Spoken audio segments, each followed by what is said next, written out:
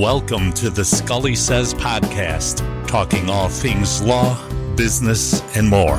Now here's your host, Tom Scully. Hey, this is Tom Scully, and this is our podcast. It's called Scully Sez.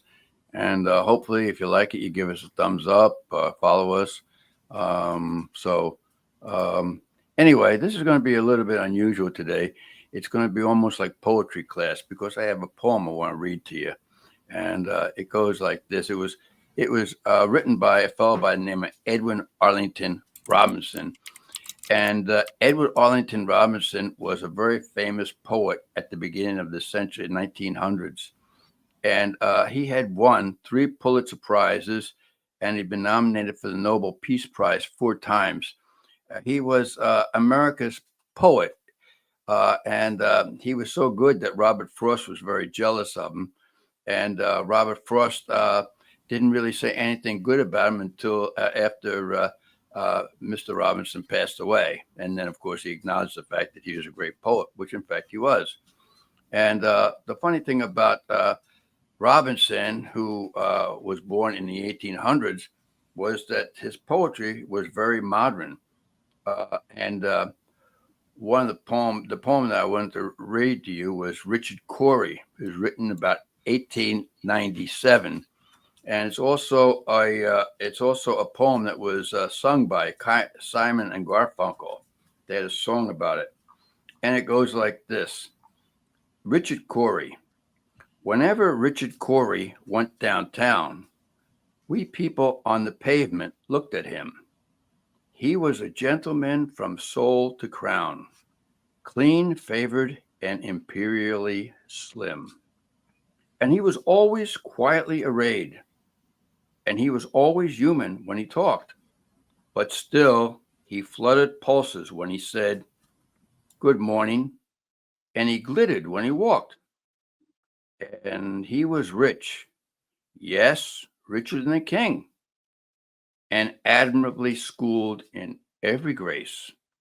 In fine, we thought that he was everything to make us wish that we were in his place. So on we worked and waited for the light, and went without the meat and cursed the bread. And Richard Cory, one calm summer night, went home and put a bullet through his head. That talks a little bit about today's society. It's funny because we decided about a week ago to make this the topic of our conversation today. And so it talks about, that's an interesting poem for a number of reasons.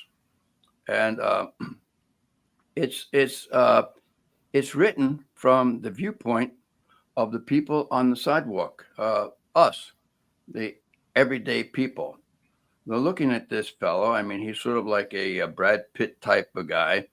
He seems to have everything going for him. He's wealthy. He's good looking. He's rich. He's very well schooled. People like him. He has a way about him. And, you would think that he had everything going for him. And in his own mind, I suppose, he felt that he had nothing going for him.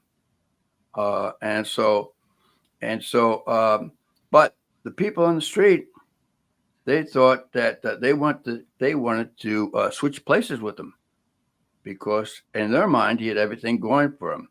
They indicated that they were cursing the bread. They weren't hungry, but they didn't have the good meat. They had to settle for the bread. They weren't hungry though, and it turns out that evidently they were happier in their circumstances than Mr. Cory, because they hadn't offed themselves as he had.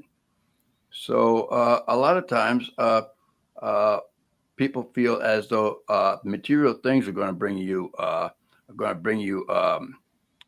happiness, but that's not necessarily the case.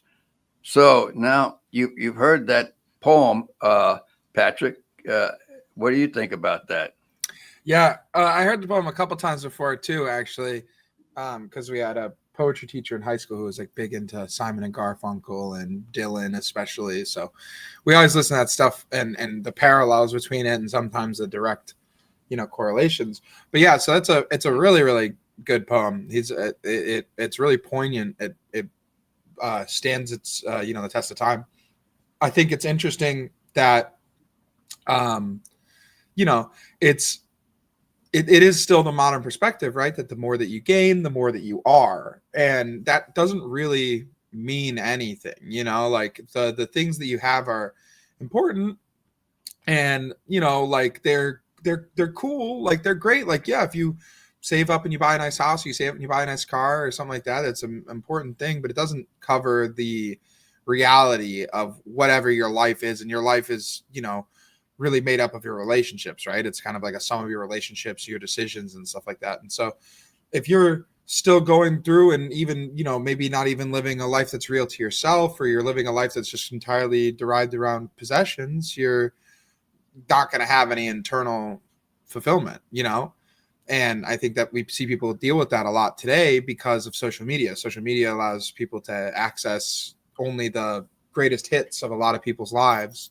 And then you want to be them, and being jealous or envious of them is no good either. That doesn't help you. But people want to be these people, and then you find when they get into that position, they don't want to they don't want to participate anymore at all, sometimes. Well, you notice a lot of times, particularly like these movie stars, these rock and roll people and so on, evidently they're very rich. They have people fawning all over them. But they do things that are very destructive to them, and they, for whatever reason, they seem to have very unhappy lives. Have you noticed that?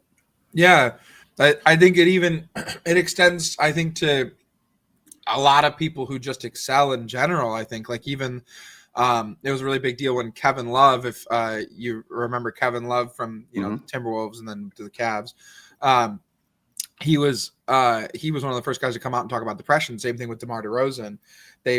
First guys to talk about depression from the context of an NBA basketball player, because they were like, we understand it sounds dumb. We're multimillionaires. We play a game for our life, whatever, but it still doesn't change the other facets. It doesn't change the other stuff about your life. It doesn't change how you evaluate yourself. Yes. That's what it really comes down to. I think all of it comes down to self-evaluation, right? Like, Sure. Well, one of the things I've noticed was, particularly when I was getting ready for this, I think the thing that really kind of sparked my interest was there was a quote from Ben Shapiro, who was being interviewed by Stephen Smith. And what he was talking about was talking about jealousy and how destructive jealousy can be. And jealousy can be from a number of viewpoints. You can be jealous of somebody because they're good looking. You can be jealous of somebody because they have a lot of money. But jealousy sometimes can be very destructive. And Shapiro talked about this. It was funny. He goes all the way back into the Bible, talks about Cain and Abel. You remember that story, do you? Oh, yeah. Yeah. And so Abel makes the sacrifice, and it's very, very well received. But Cain, of course, he makes his sacrifice and not too well received. So he gets angry. And of course, rather than trying to make himself better or trying to look at himself, what he does is he kills his brother. A famous story. Yes? Yeah. So I didn't intend it to be this way, but of course that brings us to today's activities, and you know what I'm talking about. Yep. Yeah, and this fellow, yes, and this Charlie Kirk fellow, the thing about him was he was not a politician. No, he wasn't a politician. He didn't have any power as far as being able to legislate things, to pass laws or anything else. What he had was he liked to talk. Yep. Liked to talk. That's what he did. He talked. and he talked to a lot of different people. You didn't have to go along with them, but he talked to a lot of people, and so that's the ultimate censorship, is it not? They Absolutely. didn't I like keep the way. saying, well, that's I keep saying that to people. I don't understand. Like, you know, I don't think it's okay to kill anyone because you disagree with them, truly, you know, but I understand the motivation when it happens to a politician. I understand the motivation if it happens to like the insurance CEO. Even I can understand it. I don't condone it, but I can see why the person thinks that would make their situation better, right? Yes. This guy, his crime was talking. His crime, you know, was talking to people. And then the other crime, maybe even the worst crime, was that people listened, you know? Yes. And I think that was what was threatening to this guy, that people were listening to him. And you know, it didn't coincide with his point of view. And because he didn't agree with it, he had to destroy it in one way or another. Going back to the Bible, it's almost like the Samson. Remember Samson? He couldn't get his way one way or another, so he pushed the two pillars away, and the temple came down on his head, and which of course they call the Samsonian complex. If you can't have it, or you cut your nose off to spite your face, if you can't have things your way, then you ruin it for everybody. And I think that's kind of where this guy was coming from. He didn't like the message, and so rather than argue, rather than come up with a different message, rather than do some homework, rather than try to refute what Kirk was saying, he just killed him. Right. And that ended the conversation quickly. Yeah, I mean that's the unfortunate thing, and you know, we'll see how this all kind of comes together as time goes forward. But I think you know, the problem is that he was doing something that was good and something that was a blueprint that also the left or any other party that wanted to gather following and build like a strong following with their base could have followed his blueprint. You know, he wasn't. This wasn't some guy who you know. I'm sure people will, you know, look as time goes on, look at his funding and look at all this and whatever. But this is a guy who was 18 and started this business as like a normal business. Didn't have some PAC behind him. Doesn't have some politically affiliated family members or anything. You know what I mean? This is just like a guy who thought a way and wanted to proliferate it. So there was a blueprint there. There was something to respect, even if you disagreed with him. I felt like, and you know, I find myself disagreeing with him all the time, but it doesn't, you know, that doesn't really matter when someone is offering you conversation and offering you debate, and the response is violence because you disagree with them.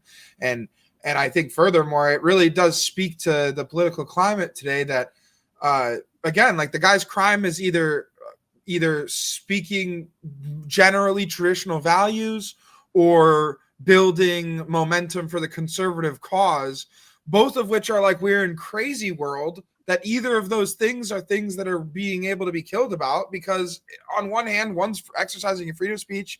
That's a fabric of our country. On the other hand, gathering people to a cause. So what? So someone tells you enough information that you agree with them, and now that's a problem. You're not allowed to present information and have people agree with you. It's a bad day. That was a bad day. Like that's a, you know, a harbinger probably of not, you know, of not the end of political violence for the near future, I would think. Yeah, I thought one of the things with the free speech was, his idea was, if you talked about it, you would avoid violence. Yep. Actually, there's an argument even to be said for during the Second World War with the Holocaust and so on. The Germans had they had a number of problems that they felt that they had, or they felt that they'd been wrong in certain ways. Well, they didn't talk about it. And as a result, some of these problems they continue to seize, and so you don't talk about it, the problems get worse, and finally, it results in terrible violence to people that you disagree with, and Right. And so, it would seem if this fellow, if whatever his problem was, it would seem that the most logical solution for him would be to go to one of these functions and tell Kirk why he disagreed with them, Right. of course, they could discuss it. But there's only there's no discussion now, because this guy had nothing to say. Evidently, he didn't say anything, and he simply quieted the other fellow by killing him. So yeah, and I mean, I think too, like, I don't know. I mean, after you do something like that, there's not really much honor that you're scraping together. But I mean, I feel like I don't know what this manhunt and trying to get away nonsense is after you do something like that. I mean, that's a political assassination. That's going to be taken really seriously. And it's not just, I mean, all the fact that he's a talking head aside, I mean, this is also like a guy who the president enjoyed the company of too, right? Like, yes. This is going to be taken seriously. So, I mean, I think the whole trying to escape stuff is just nonsense. I mean, if you're gonna make him a martyr for his cause, the shooter might as well have been a martyr for his cause. I think he wasted resources, time, and effort for absolutely no reason. It was an absolute certainty that he was not going to make it out of Utah. You know what I mean? There was no chance. So I don't know what that was all about. I mean, he could have done himself a decency and done the cops a lot less of a paperwork, problem. But here we are. Yeah, I just don't get it. I think that it's really gross, and it's really sad because it doesn't feel. I mean, the Democratic senators did get shot. What was that, last month or so, something like that? Yes. Yeah.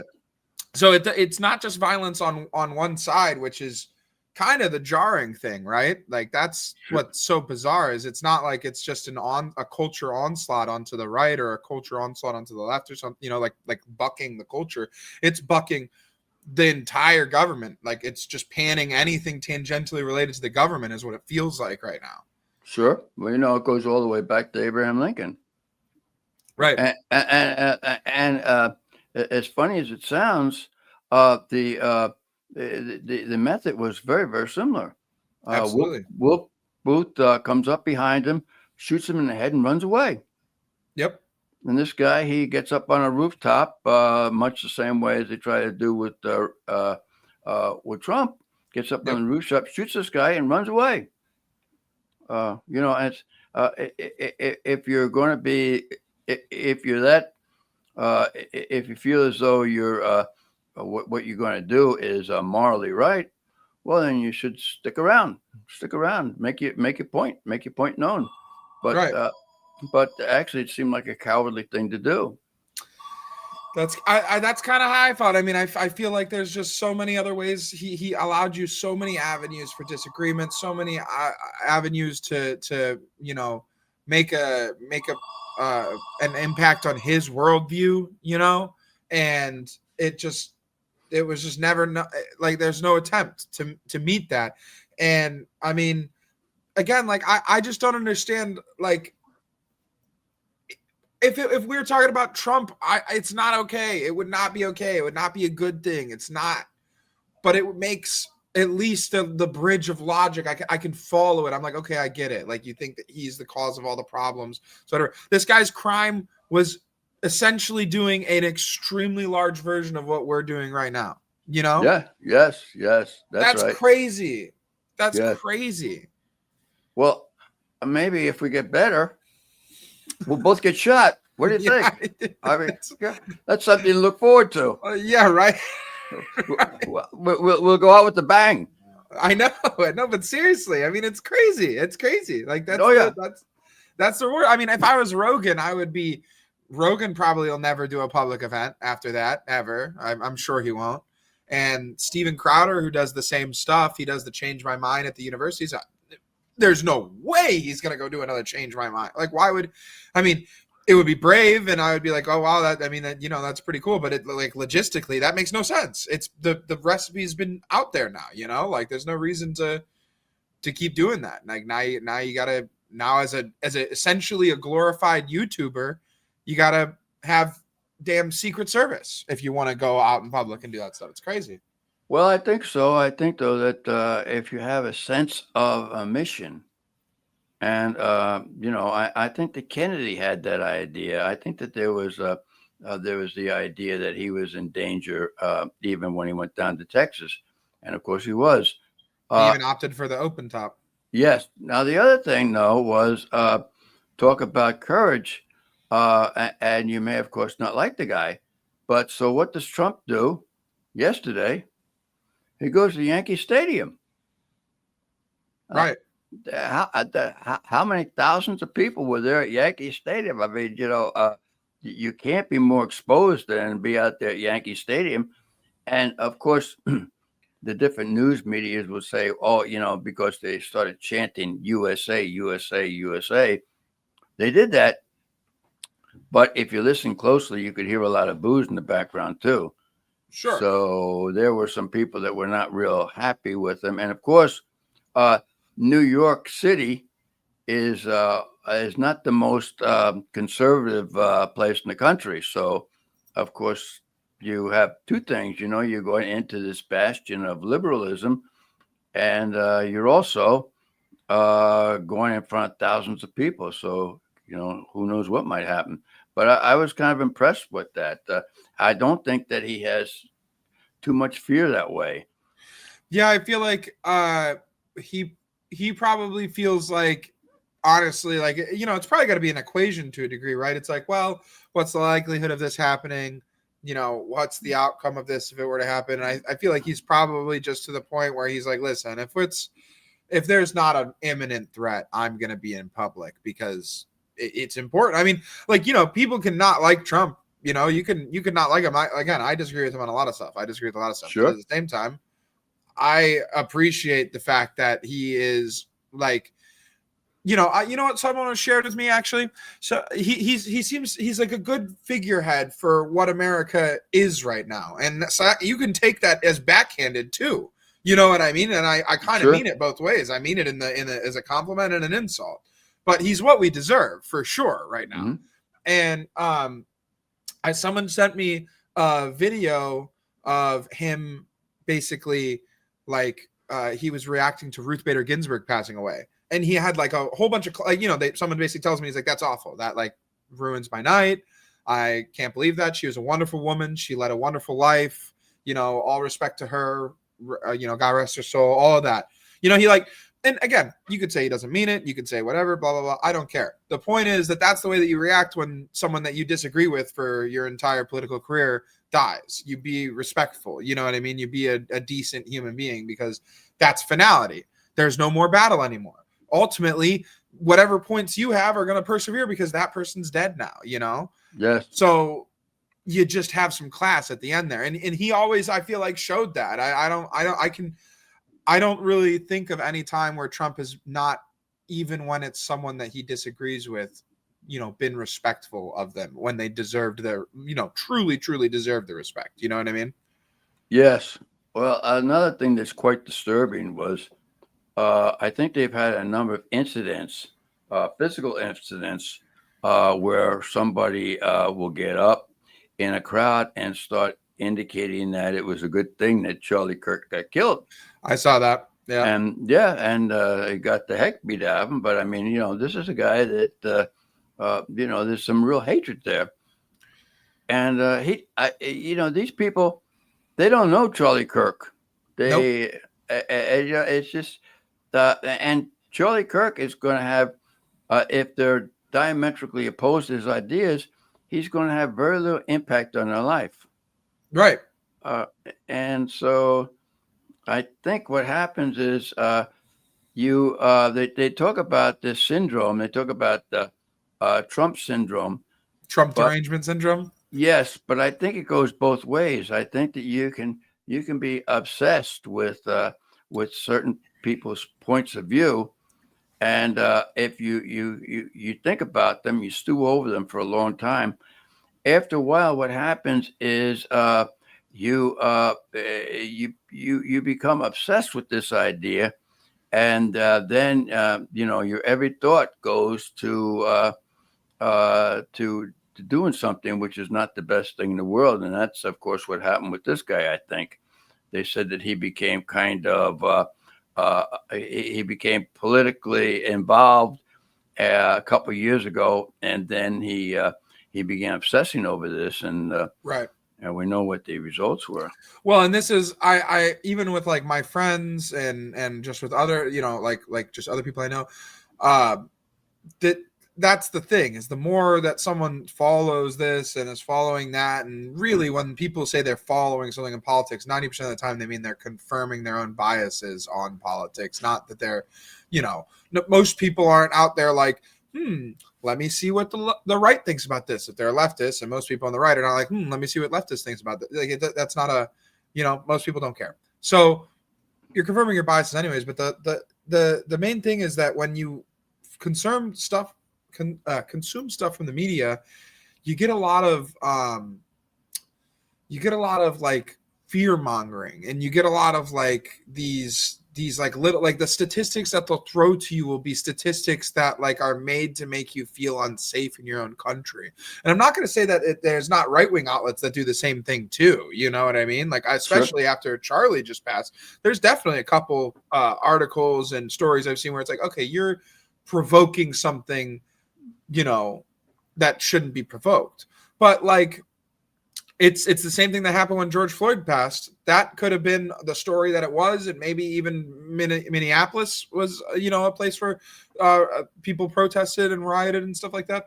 But it became a national thing because it was forced down your throat for literally the next 24 hours, 48 hours, 72, and it's meant to make you feel unsafe. Like that's what the idea is. The idea is that if you're a maybe trans adjacent, gay adjacent, like 18 to like 24-year-old, maybe even like 16 to 24-year-old, you feel lonely, whatever. Well, the world hates you, and the government hates you, and your grandparents hate you, and all the conservatives hate, and that's kind of like the fear mongering. And again, it goes the other way. I'm just more familiar with it on that side, like just, calling it out on that side.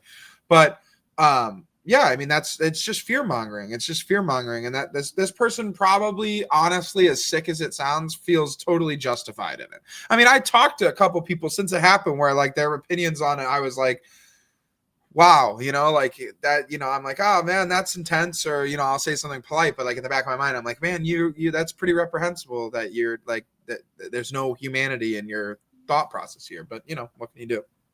No, just like you said, I think that there was, I think that's also something that's changed. It used to be somebody passes away, somebody dies, you let it go. There's no sense in saying anything bad. In fact, there's no saying you speak nothing ill of the dead. But Right. Once the person is gone, there's no sense in bad mouthing them. But that seems to have gone out the window as well. It seems as though just because you're dead doesn't mean that people can't still disparage you. Yeah, it's the internet culture, it's that culture of, instead of it being when you were maybe talking to one of your friends and something bad happened to them and you wanted to, you were having a disagreement and you wanted to bring that up, there was a threat of that person not like killing you, but, punching you or pushing you or grabbing you or freaking out or not being your friend, any of those things. But that's why you didn't violate that social contract. But now it's the internet, and people are told that if they're it's impossible to go make friends.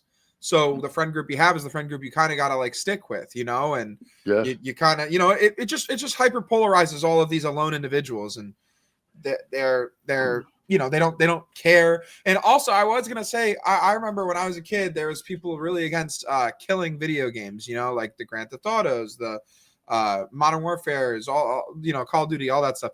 And I don't think it's a one-to-one. I mean, every single one of my friends and like my siblings, everyone, we all played those games, and I think that all of us have a decent grip on the difference between that and real life. But I think for someone who already tends to not have that, especially like with the amount of autism, Asperger, neurodivergent disorders that get diagnosed these days in kids, like it's starting to manifest as a problem where these kids are, it wasn't a crazy shot. I mean, I know there's a lot of people saying, oh, a lot of people get hit or whatever, but I mean, that's not an easy shot either. And that's not a normal thing to think to do is, I got to go lay on a roof and I got to hide and stay, that's all that shit is crazy. And I think part of that reason is because, you're every single game that's been a top seller since 2003 has basically had a gun in it, Yes. Well, getting back to the internet, I think another thing is that people are isolated. And you're isolated and say you're in the basement by yourself and you're, well, yeah. In fact, relatable. There we are. So you're in the basement by yourself and you're on the internet. Of course now, so if you're tend to go to the left, you have a left wing podcast on. If you tend to go to the right, you have a right wing podcast on. God forbid you should look at something else that differs from your point of view. But nonetheless, so you're out there and you're by yourself. And if you had been out in a group and you were talking with people, live people, you would make your views known, and somebody would tell you, because you're there and in the moment, somebody would tell you that you don't know what the heck you're talking about. They'd argue with you, and you absolutely you get some feedback, and then of course there might be 2 or 3 other people that chime in and also tell you that what you're saying is completely off the wall. And so you're kind of getting some feedback that way because you have a group of people either for you or against you, or kind of a little bit different from your point of view. But you have these people that are kind of they're kind of fashioning the way that you think or that you respond, and they're changing your opinion. Whereas when you're down in the basement looking at the internet by yourself, you don't get that. And so as a result, the same thoughts that you have become that much more ingrained, and they become, and so, and that's why a lot of times you become more obsessed with these same thoughts because you don't have anybody kind of correcting you. Right. You don't have any, that's why the conspiracy theories have got out of control too, right? Yes. Because you don't have anyone to go and check you. And when you do seek someone out to check you, you look in communities that confirm what you already believe. That's like one of the biggest problems with Reddit is it makes it an echo chamber, is you, instead of going to r/politics, which now is terrible. But if you were to 6-7 years ago, maybe even longer, maybe 10, 11 years ago, go to r/politics, you'd get both sides, you'd see 2 different opinions. But that gets stratified as those smaller left on Reddit, the left-leaning political groups kind of got more and more power and just overran basically all political takes on the site, unless you're on specifically conservative pages, and even there sometimes. That doesn't happen because there's so many more left people or so many less right people or blah, blah, blah. That happens because these people get supercharged in their little groups and they just spread. And in the internet, you can actually do that. You can spread your thought because instead of going and talking to a group and then you have to talk to another group and you have to talk to another group, you can repost. So you could talk to, 50 groups in 10 minutes with a bot or something, if you wanted to. You could do whatever you want. The way you can spread your information and basically get that like dopamine rush or that confirmation for your ideas back is instant like that. And that's why people dox people. That's why they like show their location and they get a bunch of people to go chase them down or whatever. It's just basically building these little armies of people who agree with you, and anyone who disagrees with you is like a actual bad person now too, is the other fuel on that fire, Yeah. So at the end of the day, with this incident that's happened, how do you think that's going to affect the country as a whole? Do you have an idea? Well, I'll tell you what. I said this to one of my friends. And she is African American. So Mhm. I told her I was thanking God that there was not an African American suspect. Not that shootings like this really honestly ever are, but I was like, that scared me when I first saw it, because I saw it like right when it happened. And I was like, Mhm. oh my God, please, for the love of God, let this be like some sort of political thing or something like that. Because after seeing the stabbing, the Charlotte train Yes, stabbing one, yes, I yes, was like, dude, it's like on that cusp, the flip side of George Floyd is how it felt like, kind of like where people are kind of like getting real crazy. The discourse you're seeing on the internet is getting real crazy. And I was like, oh my God, just please don't let this be a race thing. And so it's not. Now we kind of know what it's about, but it's, I don't know. I mean, I fear for a lot of stuff. I fear like, I think it might be good. They might label Antifa a terrorist organization. That might not be the worst thing in the world. I think a witch hunt would be a bad thing, but I think that if they did that and they took, the structures of that and decided to declare it that, I don't think that's necessarily a bad idea if it can be determined that this type of stuff came from them, right? yes. I think that's okay. I think that would be fair enough, because that's a political assassination on American soil. I mean, there are huge consequences for that for their group. Sorry, like that's how it works. But I do think that slippery slope that people are trying to act like we should just we should go this way is, people want to classify like Democrats as a whole as people who agree with this. And I have to say, even the Democrats who I know in their heart of hearts are not upset that Charlie Kirk died are being respectable human beings. They're being decent. People are sad about his kids. People are sad about his wife. People are sad that free speech basically got silenced the other day. Yes. And so I fear that it's going to be this kind of just pure political war where we basically, it's right and left, and it's like violent, against kind of the left. That's a problem. I think that what I'm really happy about is there has been no huge protests, no huge riots, no crazy freaking out, anything like that. And I mean, that's really all you can ask for. If a group of, it's largely white people who are going to feel the most supercharged over the events of this past week.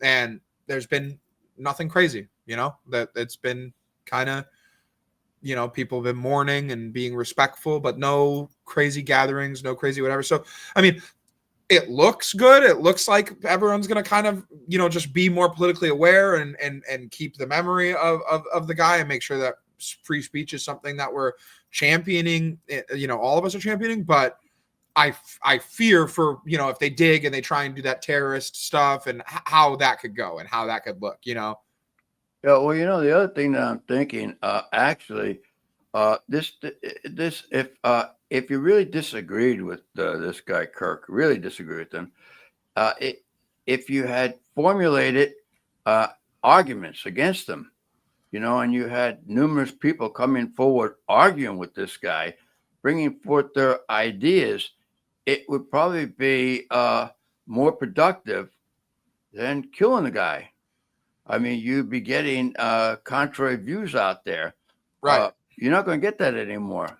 Now what you've done is encapsulated every view he's already had Yeah. into I'm using like a pill for whatever reason. I'm thinking of like a pill, but you put it in like a martyr pill, essentially, that everyone Yes. now, on that side is like, give me more of that, like people are who never watched Charlie Kirk are watching Charlie Kirk's full backlog of videos, which goes back to when he was 18. He's my age. That's a long time. Yes.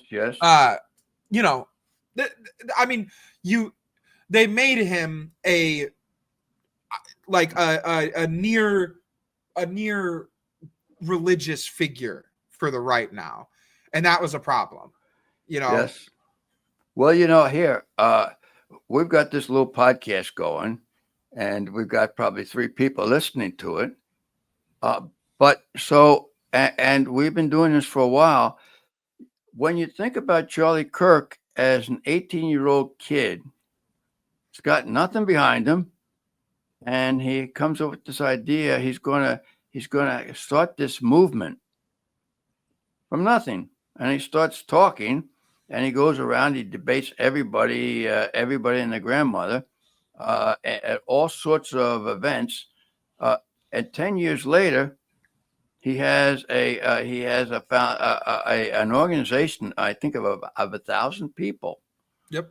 This is a guy that's and comes out of nowhere. Got nothing going for him except his brains and his mouth.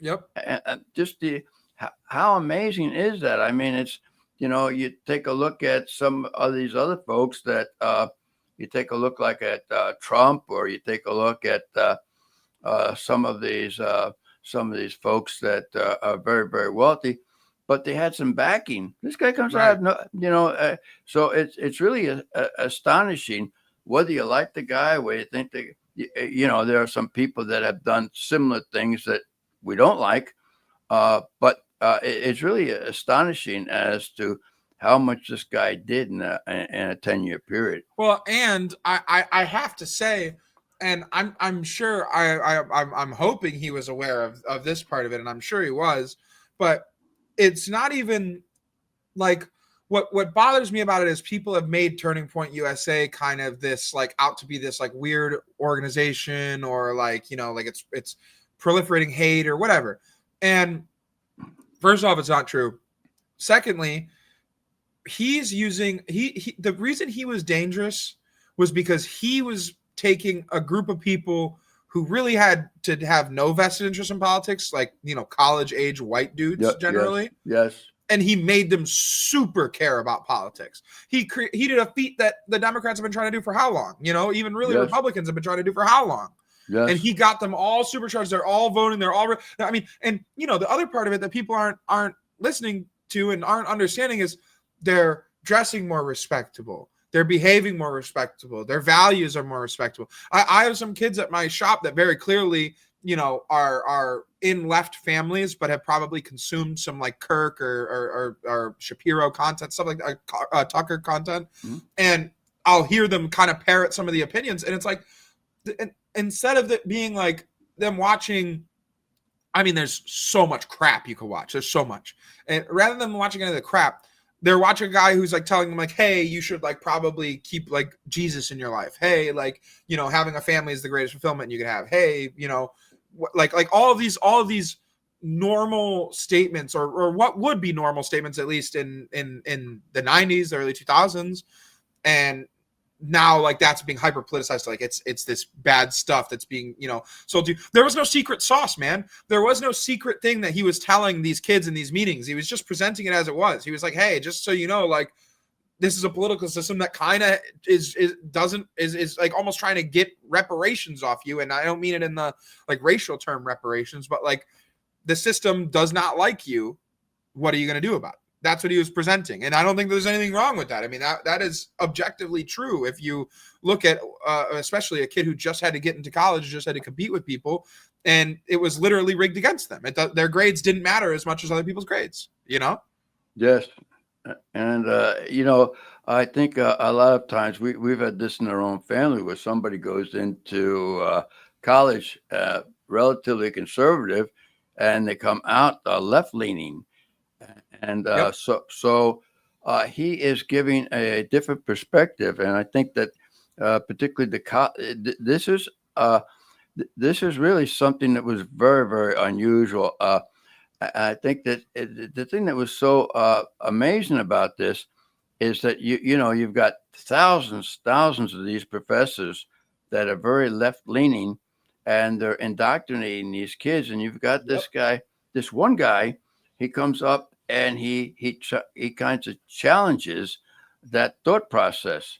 Now, whether he's right or whether he's wrong, but the idea that you have one guy that's going to be challenging what great institutions such as Harvard, Yale, Princeton, all these great institutions are basically leaning somewhat to the left. You got this one guy coming out, and he's telling a different story. And I think the tragedy is he's telling a different story. And now that different story has been silenced to a certain degree. Yep. And my thought is the more divergent opinions you get, the better informed you are. And the better informed you are, you make better decisions. Yeah. I mean, again, like this guy did like you put it into great terms. This guy did exactly what normally happens the other direction at college. This guy was doing the exact same thing. He was presenting you with information and allowing you to make decisions about it. The difference between him and a teacher, though, is that he's not an authority figure even. They're an authority figure. So they're them telling you their worldview. There's a certain amount of your like brain that's going to go, they've lived more than me. Like, they're our teacher. They're the authority. Maybe what they're saying is true. There's art that exists. He's just some guy sitting on your campus yelling through a microphone. Yep. And he was, him turning people to his cause was bad enough for him to get killed. But that institution of, liberal indoctrination can exist in higher education across the nation for hundreds of years, or not hundreds maybe, but 60, 70, 80 years at least. Like, what are we talking about? That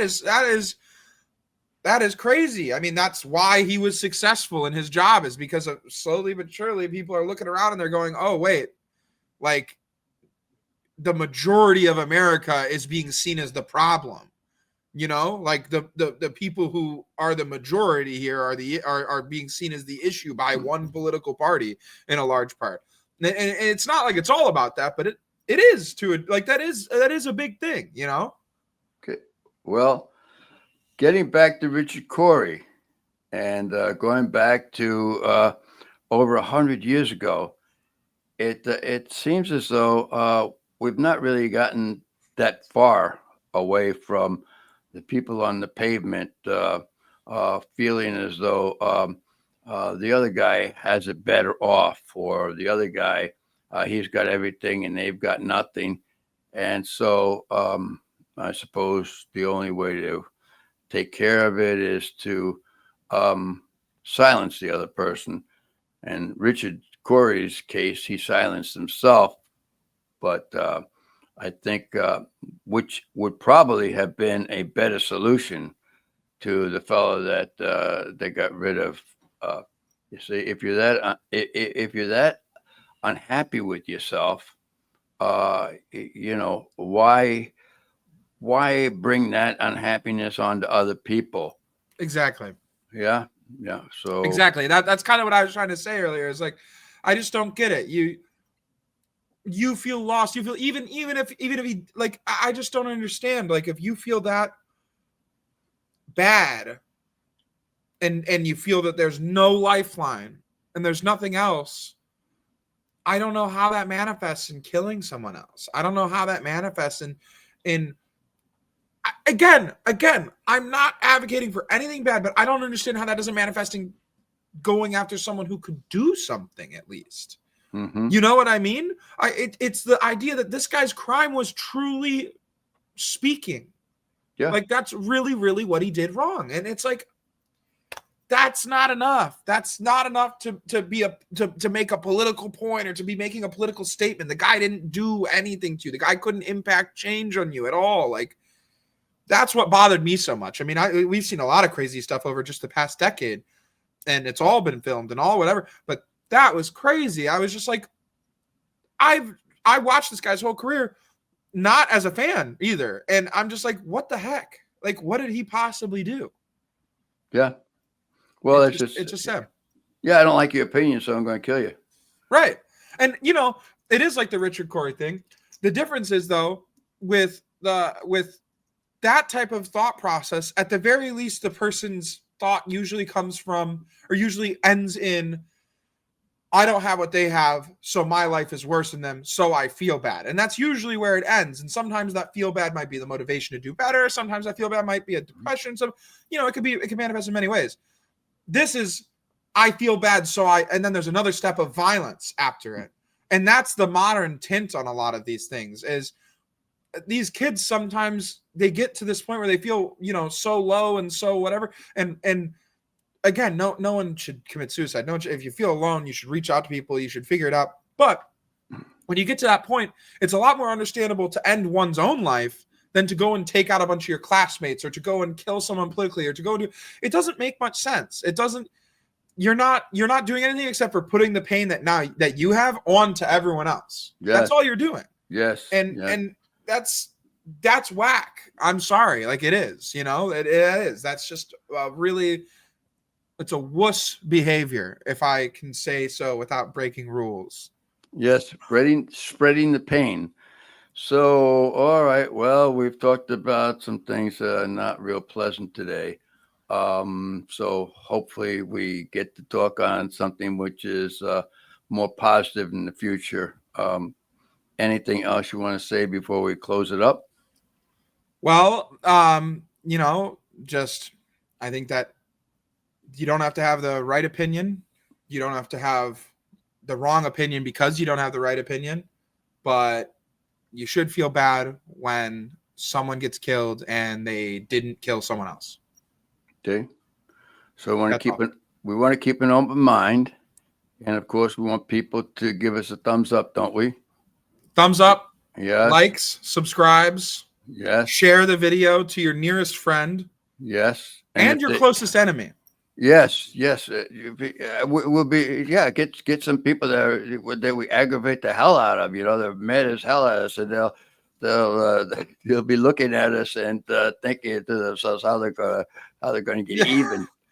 I know. It's crazy though. It is. But that'll be all right, because you see, rather than going out there and exposing myself to large crowds, I'll just be hiding here in the basement. So I'll be all right. It's nice here in the basement. Yes, it is good. nice. It is good here in the basement. Yes. All right. Well, talking to you from the bunker. This is over and out. Okay, sir. All right, Bob. Bye. Bye.